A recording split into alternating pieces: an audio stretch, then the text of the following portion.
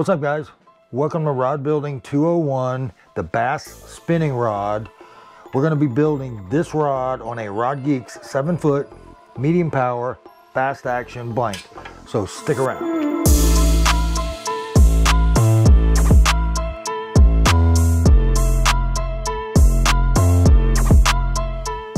Okay, so let's get started. This is the 7-foot medium fast action rod, spinning rod, that's built on a RodGeeks blank. And I'm just gonna dig the parts out here. We'll talk about them as we go, and I'll explain this stuff to you.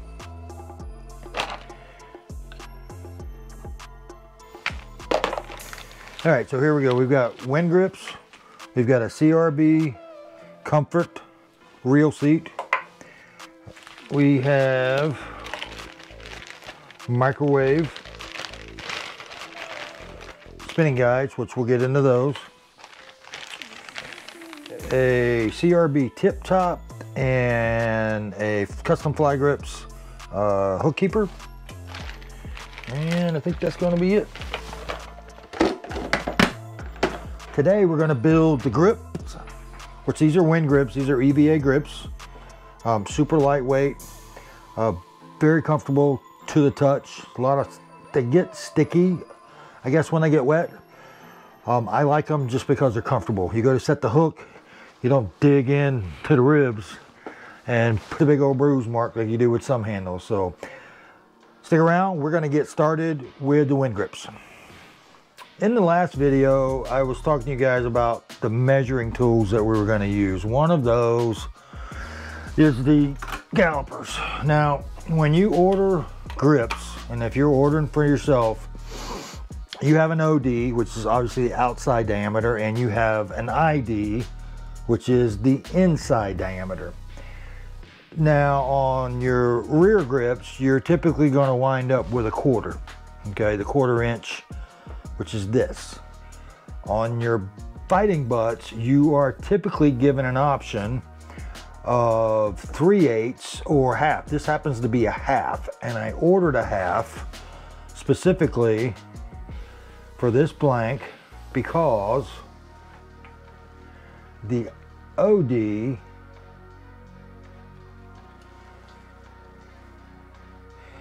is a 1/2 inch.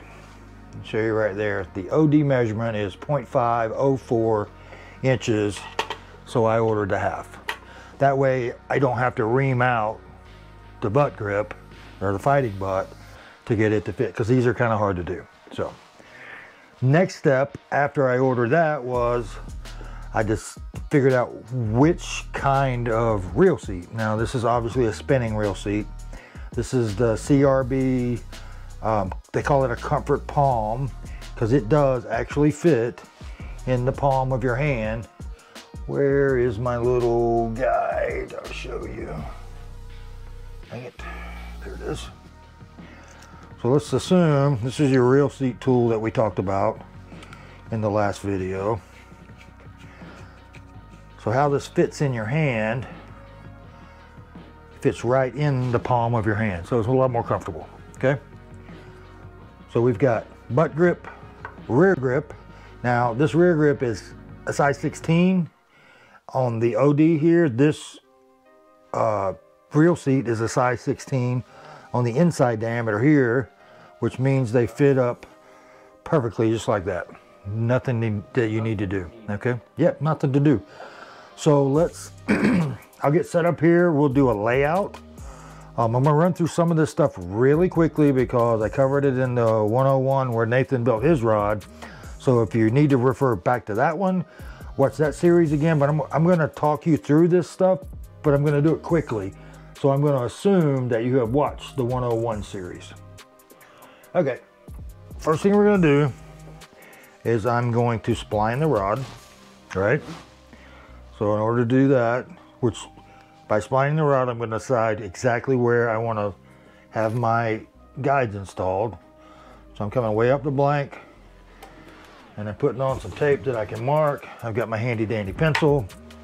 I'm going to spline this real quick. I'm digging basically the tip down in the carpet, putting a heavy load on it and seeing where its natural spot is, bend point is, and that looks like right there. I'm going to mark it with my pencil, and I'm going to check it again. Just make sure it's still snapping into the same spot, which it is, right? Okay, now that I got that marked in pencil, I'm going to mark it with pen so I don't wipe it off while I'm sliding EVA, because EVA is like an eraser. It will knock out anything you write if you scrub them pretty hard. So that is the break or the natural bend point of my rod. So that's where the guides are going to line up. Okay. The next thing we're going to do is we're going to lay out the parts so that we can figure out exactly where we're going to put this reel seat.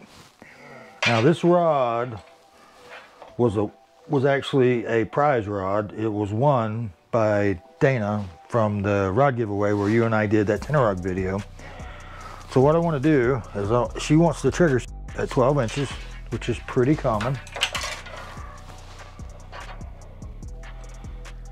So what we're going to do is I have my handy dandy board here marked.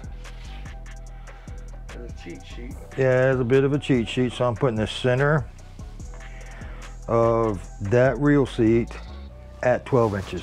You see that? Yep. All right, so what I'm going to do now though is I'm going to mark it with tape so I don't lose it. Now that is the front of the reel seat. We'll check it just to be safe.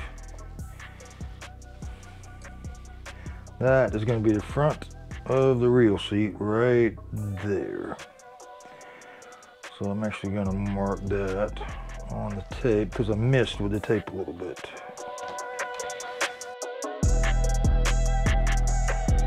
Yep. Okay, so now we've got it marked for where the reel seat's going to go. Now what we'll do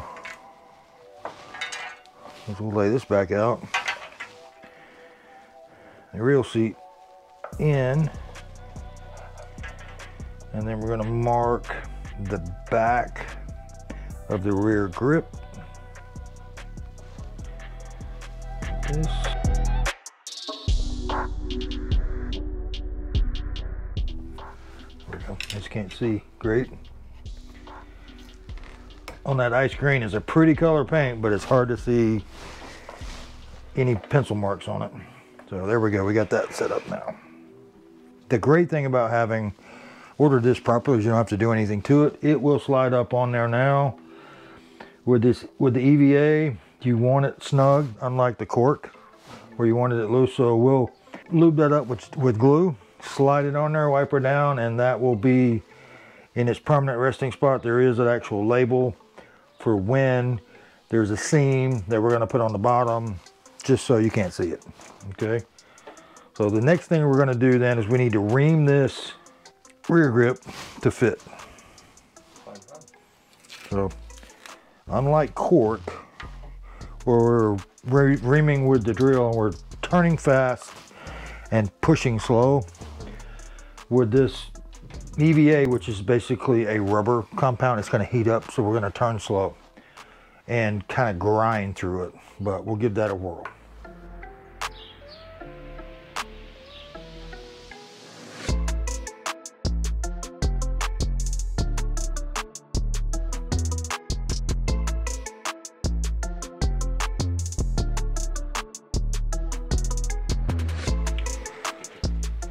Just trying to get this really fine dust out. Gotcha. And off me. All right, switched in.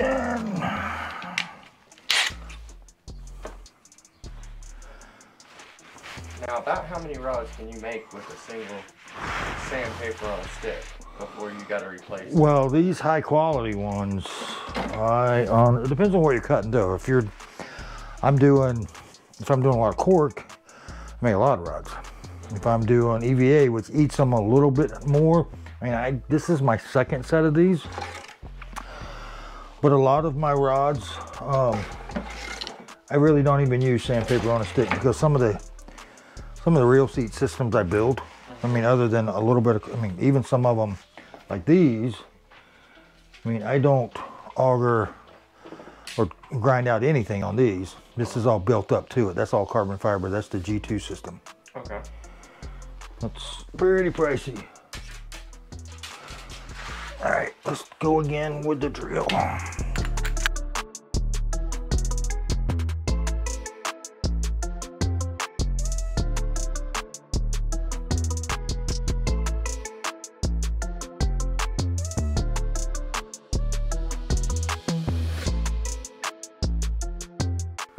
All right, now with EVA, like I told you with the cork, is you have to be very careful not to stretch it. It has to be loose. With the EVA, you actually want it to stretch something. So it adheres to... Well, it squeezes on. I mean, it's more like a rubber band kind of. It squeezes onto the blank. If you don't have it snug and really well glued, they have a tendency to twist, because they're basically made out of rubber, so they'll deform a little bit. But all you gotta do is just make sure it's snug, get plenty of glue on it, and you're all set to go. All right, so we are reamed and ready to start assembling this handle. We'll be right back. Okay, what I just did is I transferred my guide mark, which is essentially the bottom of the blank, right? That's where the reel seat's gonna set up. That's where the guides are gonna be on for this spinning rod. So what I wanna do is I transfer that mark back here to my back tape, because I wanna line up these seams. You can see it here, there is a seam in this Wynn grip, and I want that lined up on the bottom.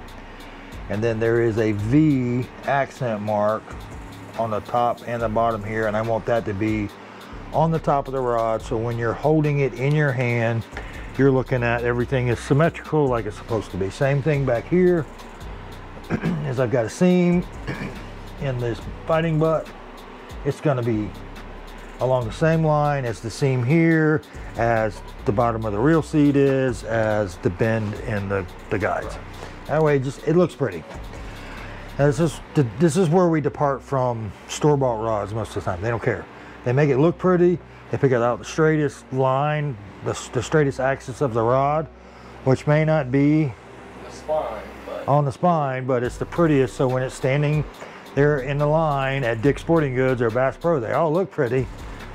And typically, most people will never notice. Well, they never notice the difference between a spline rod and a not spline rod. So they just don't fish enough, or they don't care. Doesn't matter. So anyway, we have our alignment marks. We're gonna mix up some paste epoxy. We're going, as soon as we get that done, we're gonna do a quick arbor for the reel seat and get that made up at the same time. And then we'll let this rod set for a day, and then we'll start guides on it. It's just that quick to build these, okay?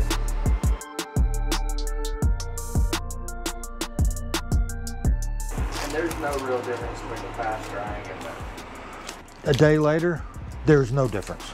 It's just how quickly you can work with it again. And even though it says 15 minutes, I probably wouldn't touch it again for 4 hours, just because I don't want to, once I've done all this work to get it lined up perfectly and I get it glued up, I don't want to take a chance on bumping and twisting, and then I've done all that work for nothing, right?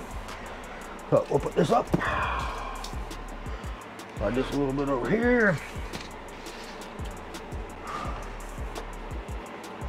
Okay, we're gonna make, with EVA, you have to get a really good coat, but you don't use a lot of it. So we're gonna do,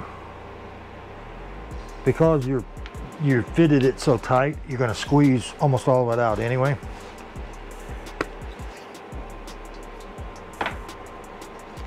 Always use separate popsicle sticks. You don't want to get your hardener in with your paste. You don't want to get your chocolate mixed with your peanut butter until it's time, right? Okay. So I'm gonna mix this up real quick. And it right now you can see it is two distinct colors. It'll be mixed when you have just one color. And I made up way too much of it, but we'll wind up using it anyway.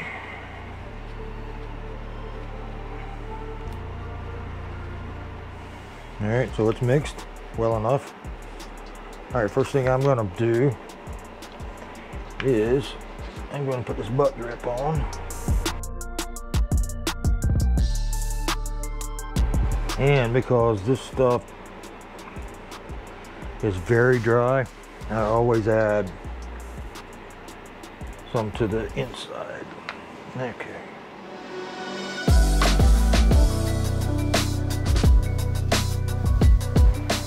All right, that's on. What I did earlier is I cut these paper towels in little squares just to make it easier to do cleanup.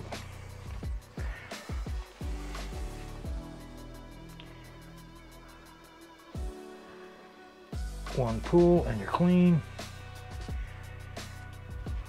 We'll do one more just for kicks.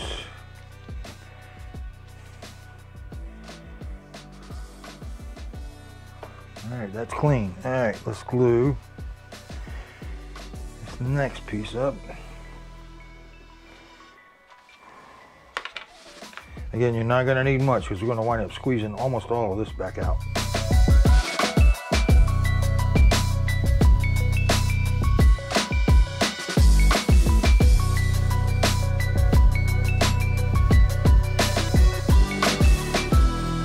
With the spline of the rod, okay.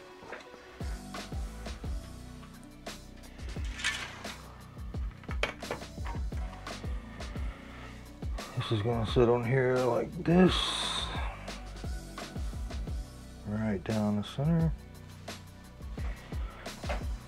All right, set this out of the way for a minute. I'm gonna throw a marking piece of tape here so I know where to build my first arbor.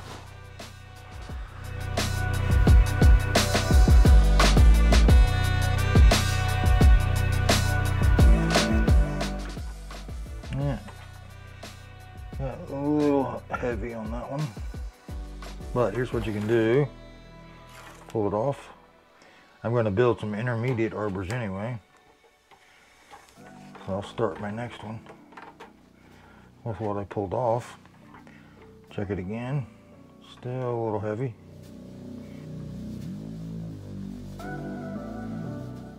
That's just a little snugger than I would like it to be. We're going to back it down a turn.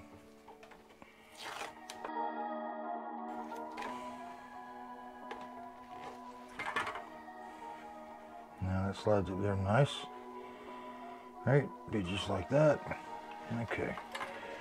Now we'll build these intermediate arbors a little heavier, because all this does is going to help make sure we get paste connection between, because it helps hold the paste up, so you get good paste connection between the blank and the inside of the reel seat.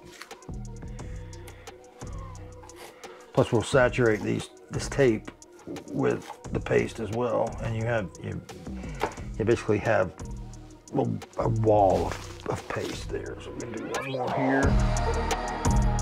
All right, let's check it real quick, make sure they'll all go up there. Now it's time for glue. See, I know that this arbor I built is pretty tight, so I'm going to put some paste out in front of it, and then I'm going to scrape the rest of it back, because I want every gap completely jammed full of paste. And the inside of that reel seat has got some pretty big pockets of space. So when you squeeze it on, it's squeeze. So what I'm gonna do, we're gonna start turning it in here. I'm gonna spin it so it pulls it and fills the pockets inside. with paste. Now we probably have too much, which is fine. That's what I wanted, because I want to have some squeeze out. See, it's starting to load up here on the bottom now, but I want to pull it around where it loads up on the top, because there's a bigger gap on the top than there is on the bottom.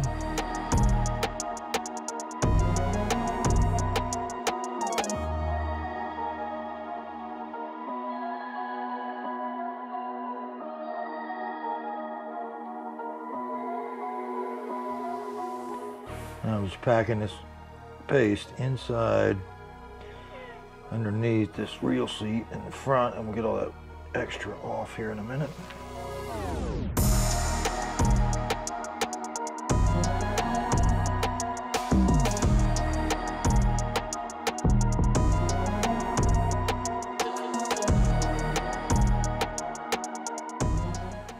All right, so I'm going to push it in here just to make sure it's seated really well.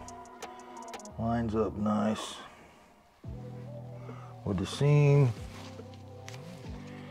Do a quick cleanup just to make sure.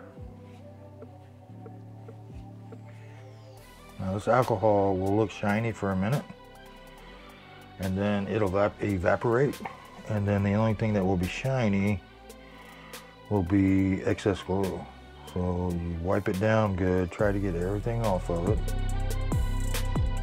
Get a little bit here in the threads that we want to get out. Get a little bit of pushback here. So we're going to peel this.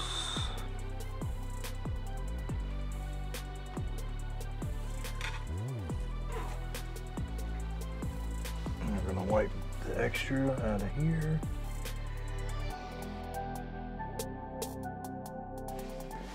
See just that hair of shiny up between the grip and the reel seat? That is a little bit of excess glue, which honestly, if it was my rod, I wouldn't care. But because it's gonna get beat up soon anyway, but since this is somebody else's rod, they're really picky about it. Perfectionist. Yeah, well, I wouldn't say always a perfectionist, but when it comes to doing something for somebody else, I tend to push that way.